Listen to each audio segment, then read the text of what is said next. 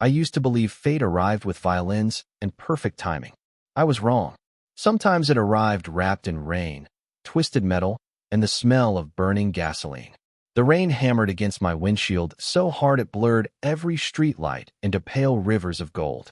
My old Honda groaned each time I pressed the accelerator, protesting another 12-hour shift that had left my body running on cold coffee and stubborn determination. Lily was asleep in the back seat, her little head leaning against the child's seat, clutching the faded stuffed rabbit she refused to leave home without. She had started first grade 3 weeks earlier. I had started pretending everything was fine about 3 years ago. My fingers tightened around the steering wheel as another flash of lightning split the sky above Manhattan. The roads were nearly empty except for the occasional taxi and delivery truck fighting the storm alongside me. I checked the clock on the dashboard. 10:43 p.m. Far too late for a 6-year-old to be awake, even if she had fallen asleep halfway home after waiting for me at my neighbor's apartment.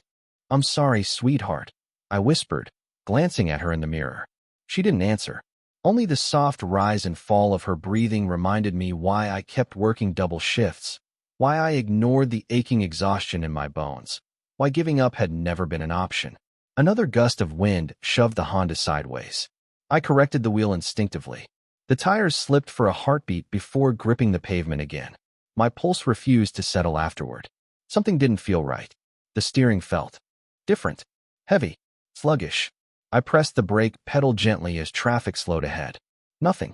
The pedals sank all the way to the floor. My heart stopped. No. No, no, no. I pumped it again.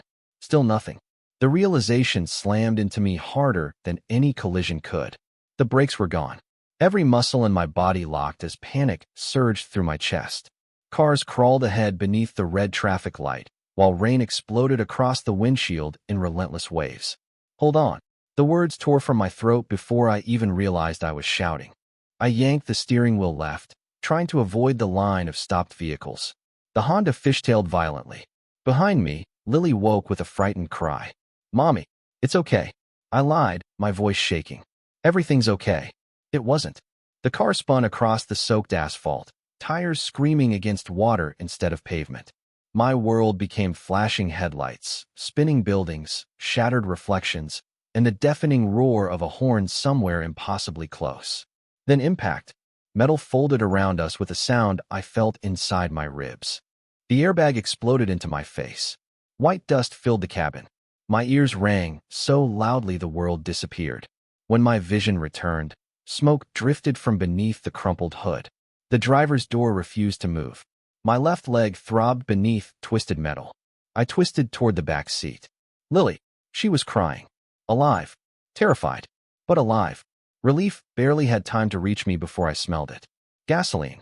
Then flames flickered somewhere beyond the shattered windshield.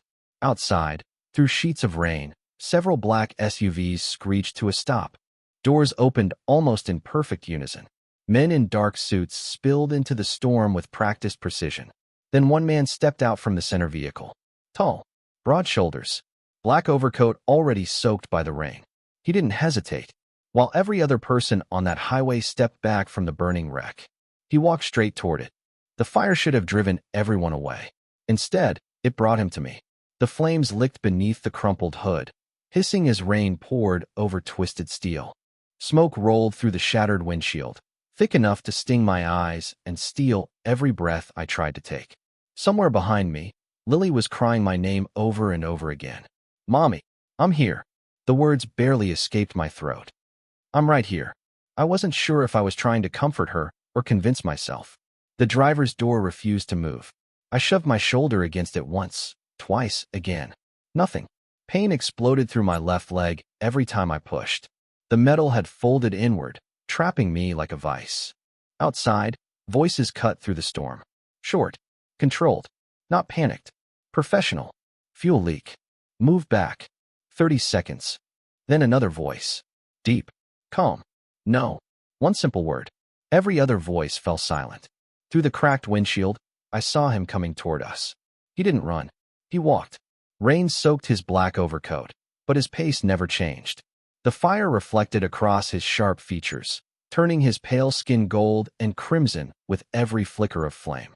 He looked completely untouched by the chaos around him, as though danger had learned long ago not to stand in his way. Two men in dark suits caught up with him. "Sir, the vehicle could explode." "I know. Let us handle it." He didn't even look at them. "Get the child." Before I understood what was happening, he grabbed a metal emergency tool from one of the SUVs and drove it through my rear passenger window. Glass exploded across the soaked pavement. Lily screamed. "It's okay," he said, his voice surprisingly gentle. "I'm getting you out." For the first time since the crash, she stopped crying. I watched, helpless, as he reached through the shattered glass, carefully cutting away the twisted seatbelt with a folding knife one of his men handed him. Every movement was precise, every motion controlled. Within seconds, he lifted Lily into his arms. She buried her tiny face against his shoulder without resisting. My chest tightened with relief, so powerful it almost hurt. "Mommy," she cried, stretching one hand toward me. "I'm coming," I whispered. But I wasn't. The pain in my leg had become unbearable. The man handed Lily to one of his bodyguards. "Don't let her see this." He turned back toward the driver's side. Toward me. By now the flames had spread beneath the dashboard. Heat pressed against my face. The windshield cracked with a loud pop. He crouched beside the crushed door, studying the twisted frame for less than 2 seconds. Then he wrapped both hands around the bent metal. Every muscle in his arms tightened beneath the rain-soaked fabric. The door groaned. Once. Twice. Then it tore open just enough for him to reach inside. "Look at me." His eyes found mine. Clear green. Steady. Commanding. Not once did they betray fear. "My leg," I gasped. "I know." His hand slipped beneath the collapsed dashboard, lifting enough twisted steel to free my trapped leg. The movement should have been impossible. I cried out as blood rushed back into my numb foot. "I'm sorry," he said quietly. "It has to hurt." Another explosion echoed beneath the hood. One of the guards shouted, "Boss." The stranger ignored him. He unfastened my seatbelt. One arm slid behind my back, the other beneath my knees. As he lifted me from the wreckage, I instinctively grabbed his soaked coat, trembling so violently I couldn't stop. The car exploded less than 3 seconds after he carried me clear. The blast threw a wave of heat across our backs. He never loosened his grip, not even once. As darkness closed over my vision, the last thing I heard was one of the suited men speaking into a radio. "Mr. Moretti, she's still breathing." The man carrying me answered without slowing his stride. "Good."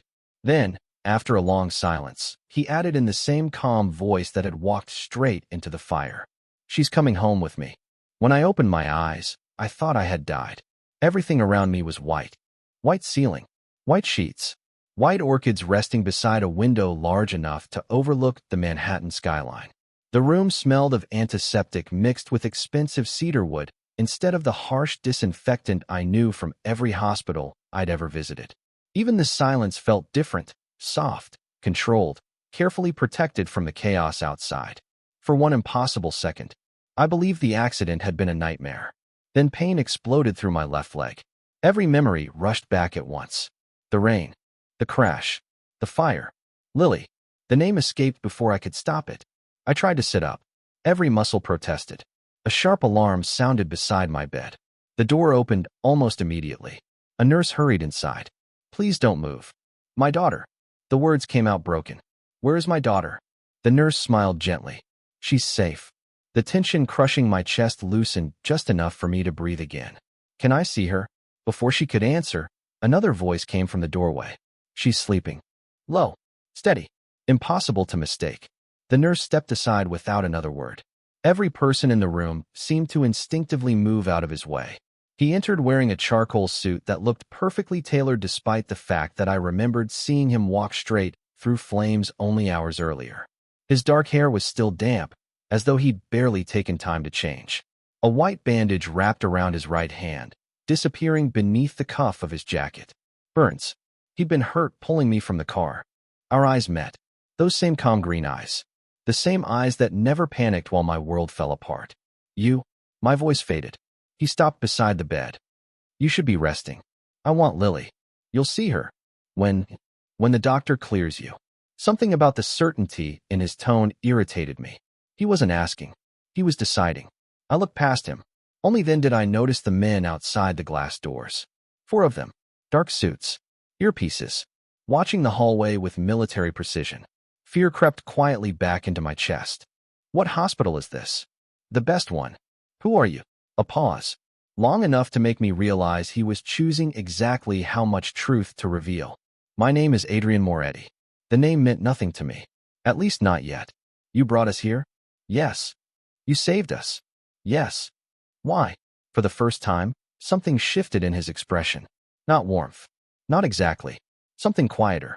I don't leave innocent people behind. Before I could answer, tiny footsteps echoed outside. Mommy! Lily burst through the doorway in oversized hospital socks, clutching her stuffed rabbit. She climbed onto the bed as carefully as a 6-year-old could manage, wrapping both arms around my neck. I buried my face in her hair. She smelled like baby shampoo and tears. I thought. She whispered. I know. So did I. Neither of us spoke for several seconds. I simply held her, grateful beyond words that she was breathing. When I finally looked up again, Adrian had stepped toward the window, giving us privacy without leaving the room. Lily followed my gaze. Mommy, what is it? That man stayed with me all night. I blinked. He did. She nodded. I was scared. Her tiny fingers reached for mine. He said bad dreams can't find me while he's here. I looked across the room. Adrian still faced the window. His shoulders remained perfectly still, as though he hadn't heard a single word. But somehow, I knew he had. Then his phone vibrated once. He answered without turning around. Report. Silence. His jaw tightened almost imperceptibly. I understand. Another pause. No. His voice became colder than the rain outside. This wasn't an accident. Every hair on my arm stood up. He ended the call, turned slowly toward me, and for the first time since I met him, I saw something dangerous behind those calm green eyes. Someone had tried to kill us. Some people survive an accident. Others survive long enough to discover it was never an accident at all. The words echoed through my mind long after Adrian left the room. Someone had tried to kill us. It sounded impossible. Absurd. I was a single mother who worked double shifts at a neighborhood diner. My life revolved around overdue bills, school lunches, and making sure Lily had a warm bed every night. I couldn't remember the last time anyone had cared enough about me to send flowers. Who would want me dead? There has to be a mistake, I whispered.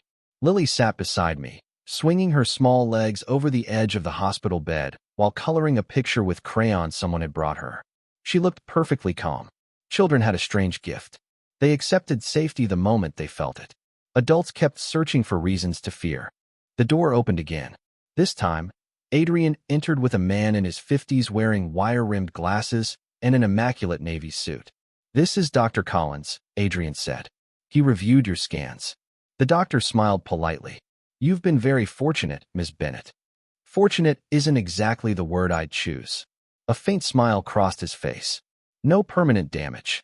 A fractured leg, bruised ribs, and a mild concussion. You'll need physical therapy, but you'll recover. Recover. The words sounded comforting. Until Adrian spoke again. You won't be going back to your apartment. I stared at him.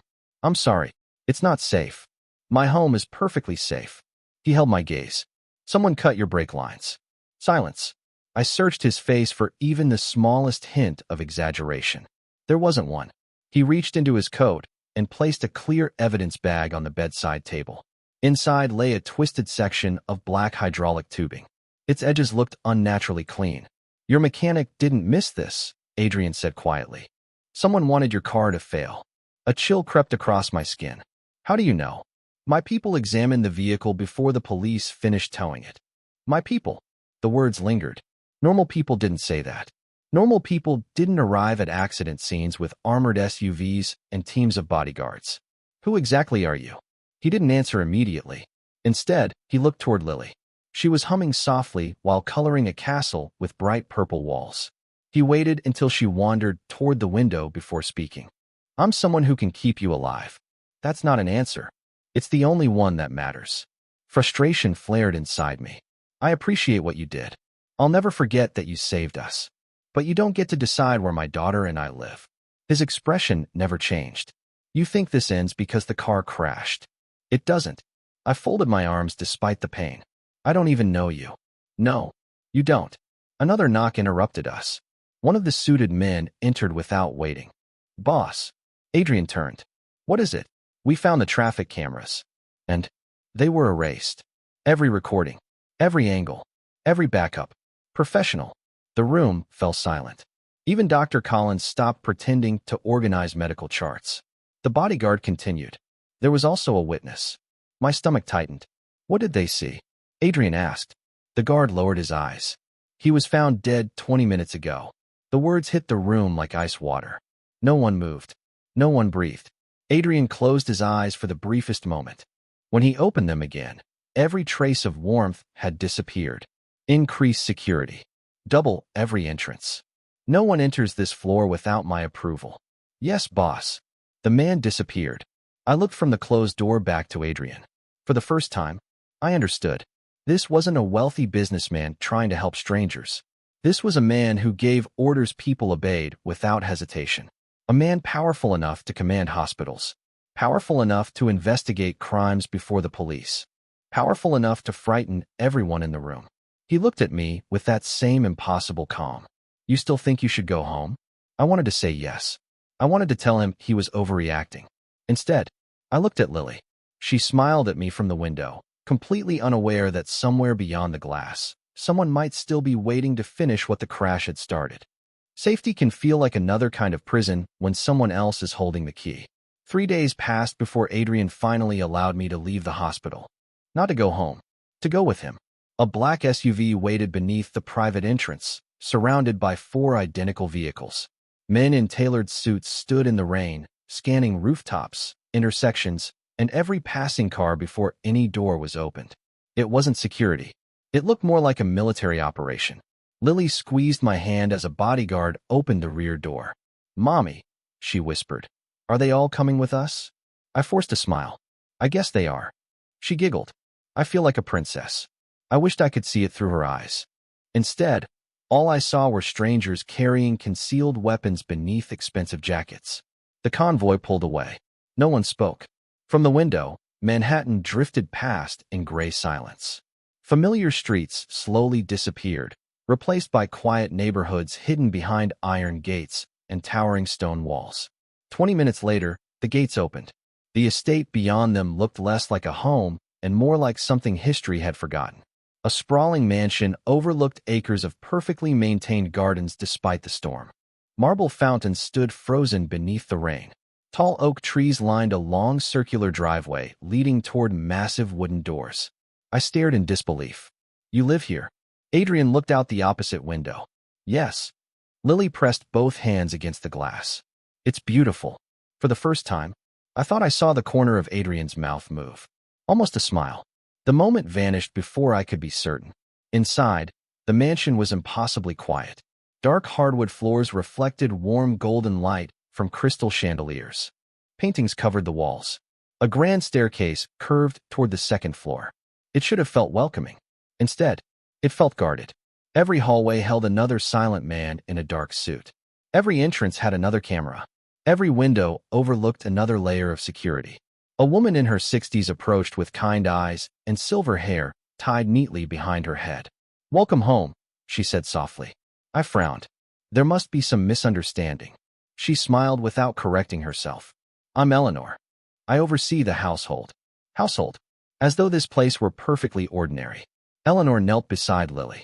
And you must be Lily. Lily nodded shyly. I like your castle. Eleanor laughed. Then wait until you see the library. Lily's eyes widened. A library? With ladders. And fairy tale books. As many as you can carry. Within seconds, Lily followed Eleanor down the hallway, already asking 100 excited questions. I almost stopped her. Almost. But it was the first genuine smile I'd seen on her face since the accident. I couldn't take that away. I'll show you your room, Adrian said. My room? You'll each have one. I don't plan on staying. You will. His certainty irritated me more every time he spoke. You don't know me. I know enough. No, you know I was in a car accident. I know you're exhausted. I know someone tried to kill you. And I know they'll try again. I folded my arms. You keep saying that, but you still haven't told me why. He opened a pair of double doors. The bedroom beyond was larger than my entire apartment. Floor-to-ceiling windows overlooked the gardens. Fresh flowers stood beside the bed. A child's room connected through another door. Pink blankets. Stuffed animals. Books already arranged on the shelves. Someone had prepared everything. When did you do this? I asked quietly. While you were sleeping. I turned slowly toward him. You planned for us to stay before I even woke up. Yes. You never intended to give me a choice. His expression remained unreadable. No. Before I could answer, laughter echoed from somewhere downstairs. Lily's laughter. The sound softened something inside the cold stone mansion. Adrian listened for only a second before looking back at me. They can search every street in this city. His voice was calm. But as long as you're inside these walls, no one will touch either of you. For reasons I couldn't explain, part of me believed him. And that frightened me even more than the people waiting outside those gates. Children have a way of reaching places that even love cannot. By my 5th morning inside the mansion, I had memorized the sound of silence. It wasn't ordinary silence. It was disciplined, measured. Every door opened without a creak. Every servant seemed to appear exactly when needed and disappear before becoming noticeable. Somewhere beyond the stone walls, men stood watch day and night. But inside the estate, everything moved with impossible calm. Everything. Except Lily. She raced through the hallways like sunlight, refusing to obey the shadows. Mommy. Her laughter echoed from downstairs. Come see this. I followed the sound into the library Eleanor had promised her. The room stole my breath away. Floor-to-ceiling bookshelves stretched toward an ornate painted ceiling. Rolling ladders slid along polished rails. A crackling fireplace filled the room with warmth while afternoon rain tapped softly against enormous windows. Lily sat cross-legged on the carpet. Across from her sat Ethan Moretti. He wore no jacket today, only a charcoal sweater with the sleeves rolled to his forearms. A thick folder rested unopened beside him. Instead of reading it, he was holding a picture book upside down. Lily burst into laughter. No, she giggled. You're doing it wrong. I am. Books don't start at the back. He looked down at the cover with complete seriousness. I wondered why none of it made sense. She laughed even harder. I had never imagined someone like Adrian capable of making a joke. He looked almost uncomfortable doing it. Almost.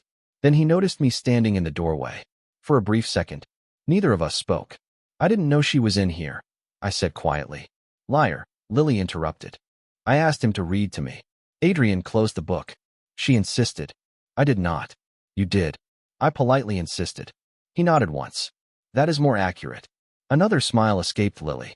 The sound filled the room so completely that even I forgot, for one impossible moment, why we were hiding inside this fortress. I walked farther in. You don't seem like someone who reads fairy tales. I don't. Then why are you here? He looked toward Lily instead of me. She asked. As simple as that. Yes. It should have been. Yet nothing about Adrian ever felt simple. Lily suddenly climbed onto the sofa beside him. Can I see your hand? He hesitated. My hand. The one that got hurt. I froze. Until that moment, I had almost forgotten the bandage. Slowly, Adrian unwrapped the white gauze from his right hand. Angry red burns crossed his palm and wrist. Fresh. Painful. Lily's smile disappeared. Does it hurt? Sometimes. She studied the injury with heartbreaking seriousness. Then she reached into the pocket of her tiny cardigan and pulled out a colorful dinosaur bandage. I always keep one. She peeled away the paper backing with careful little fingers.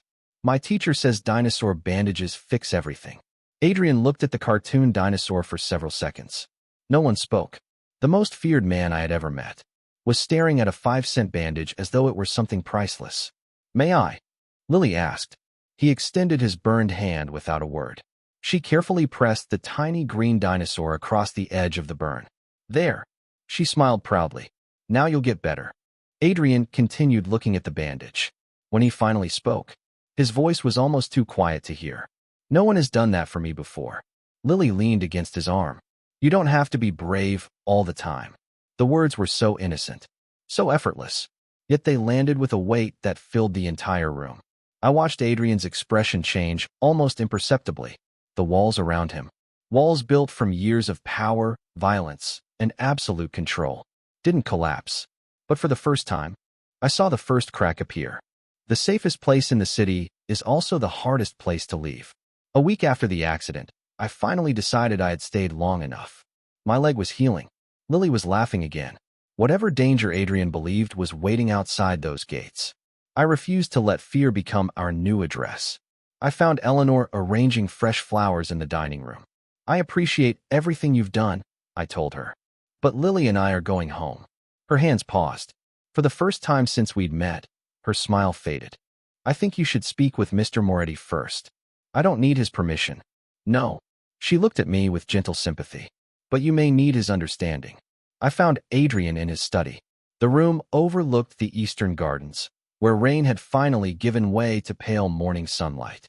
Shelves lined with leather-bound books surrounded a massive oak desk. Maps, documents, 3 computer monitors, a world built on information. He looked up as I entered. You've made a decision. It wasn't a question. Yes. I'm taking Lily home. He closed the folder in front of him. No. My patience snapped. You don't get to keep saying that. I have a job. My daughter has school. We have a life. His expression remained unreadable. A life someone already tried to end. I'm tired of hearing that. And I'm tired of watching everyone in this house act like I'm a prisoner. You aren't. Then open the gates. Silence settled between us. Heavy. Uncomfortable. Finally, Adrian walked to one of the monitors and pressed a single key. Security footage appeared. The timestamp showed yesterday afternoon. The camera overlooked the street outside my apartment building. I frowned. Why are you showing me this? Watch. A black sedan rolled slowly past my building. Then another. A man stepped onto the sidewalk carrying a camera with a long lens. He photographed every entrance, every window, every vehicle parked nearby. Minutes later, a second camera angle appeared. The same man, different street. Still watching, still waiting. Who is he? We don't know. Another video replaced it. This one showed a woman walking a dog. She stopped in front of my apartment building for nearly 5 minutes. She never looked at the dog, only the windows. Then she left. Another clip. Another stranger. Another day. Another pair of eyes. My mouth went dry. They're watching. I stared at the screen. They think you'll eventually come home. The room suddenly felt colder. I've had people watching your apartment 24 hours a day. He folded his arms. Every person you've just seen appeared after the accident. I struggled to breathe. So you're telling me they're still looking for us? For you? For Lily? He nodded once. Yes. I sank into the nearest chair without realizing it. Every argument I'd prepared disappeared. You could have shown me this sooner. You weren't ready. Anger flashed through me again. You don't get to decide when I'm ready. No. I decide when you're alive. Before I could answer, small footsteps echoed down the hallway. Lily burst into the study carrying a drawing almost as big as she was. I finished it. She ran straight toward Adrian. Without hesitation, he knelt to her height. She handed him the picture with both hands. 3 stick figures stood beneath a bright yellow sun. One was labeled Mommy. One was Lily. The tallest one wore a crooked black tie. Above his head, written in oversized letters, were 2 simple words. Our hero. Adrian stared at the drawing for several seconds. His jaw tightened. His eyes never left the page. Lily smiled proudly. That's our family. The room fell completely silent. I looked at Adrian. For the first time since the night he pulled us from the burning car. He looked like a man who had no idea how to protect himself. The truth doesn't always arrive with a confession. Sometimes it waits inside a locked room. I couldn't stop thinking about the drawing. Our hero. Our family.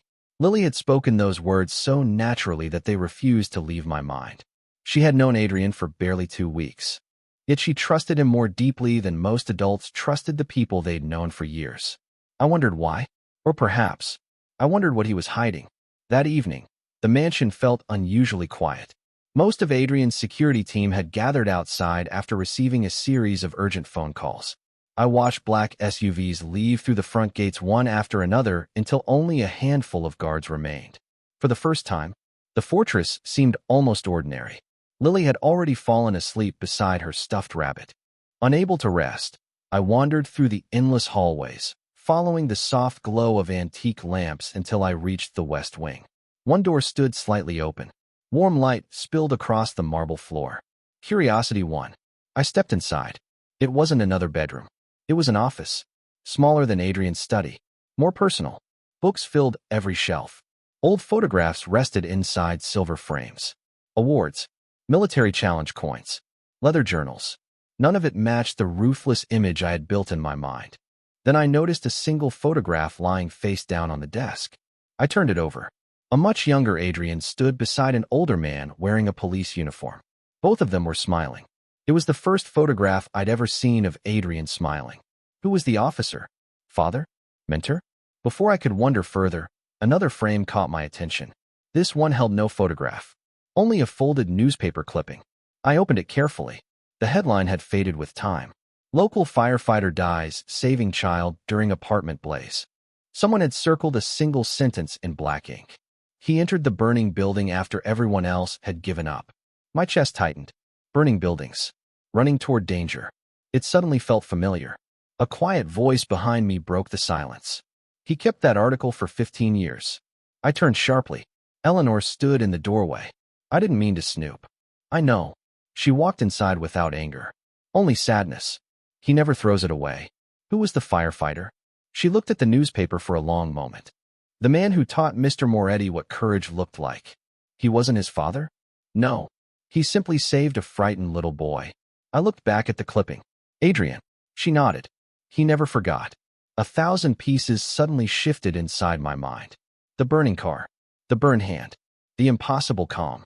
He hadn't saved us because he enjoyed being a hero. Someone had once done the same for him. He believes every life saved is a debt repaid, Eleanor whispered, even when no one asks him to. Footsteps echoed from the hallway. Heavy. Measured. Adrian. Eleanor quietly left the room before he entered. Our eyes met. He immediately noticed the newspaper in my hands. For a brief second, his expression changed. Not anger. Not fear. Something far more vulnerable. You weren't supposed to see that. I didn't know. You weren't meant to. I carefully placed the clipping back onto the desk. So that's why you ran into the fire. He didn't answer. Instead, he looked toward the window where darkness had settled over the estate. Finally, he spoke. When I was 9 years old. His voice was almost lost in the silence. A stranger walked into flames for me. He lowered his eyes. I've been trying to become that stranger ever since. For the first time, I wasn't looking at the most powerful man in New York. I was looking at the frightened little boy who had survived the fire and never truly left it behind. Home is not the place you return to. Sometimes, it's the place someone is willing to fight for. The attack came just before dawn. I woke to the sound of alarms echoing through the mansion. Not loud, not chaotic, cold, mechanical. Every light in the hallway shifted from warm gold to deep crimson. Outside our bedroom, hurried footsteps raced across marble floors. Doors slammed. Voices spoke through radios. North perimeter. Movement confirmed. Lock the east wing. I was already out of bed. My injured leg protested, but adrenaline drowned the pain. Lily sat upright, rubbing her sleepy eyes. Mommy, it's okay. I wasn't sure if I believed my own words.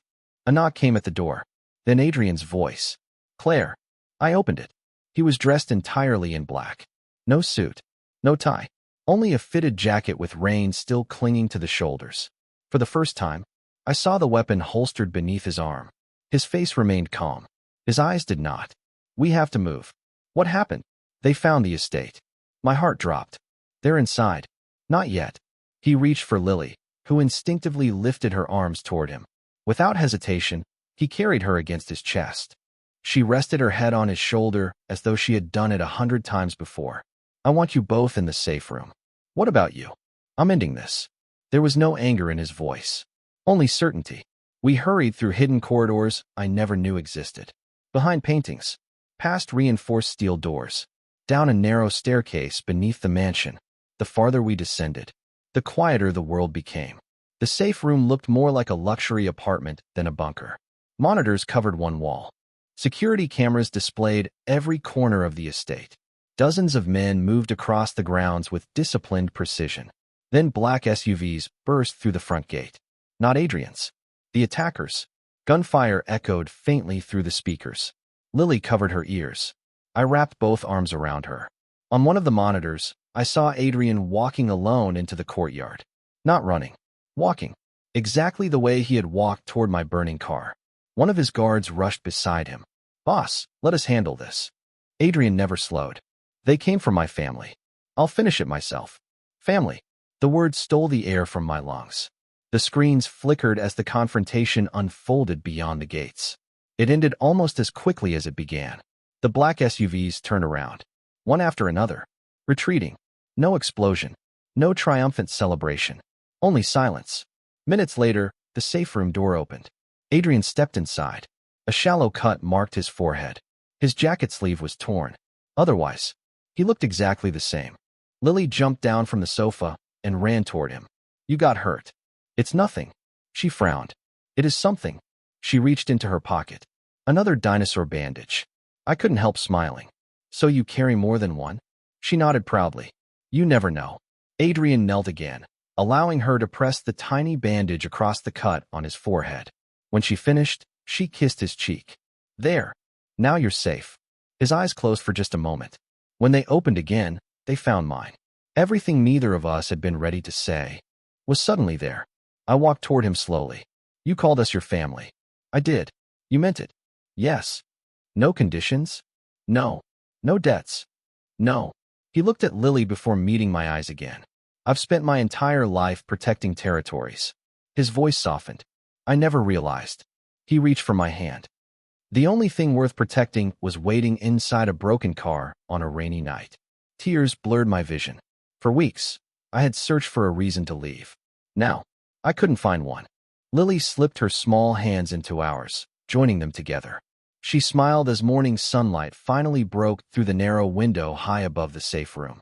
So, she whispered with the quiet certainty only a child could possess. Can we go home now? I looked at Adrian. He looked at me. And for the first time, the mansion no longer felt like a fortress. It felt exactly like home.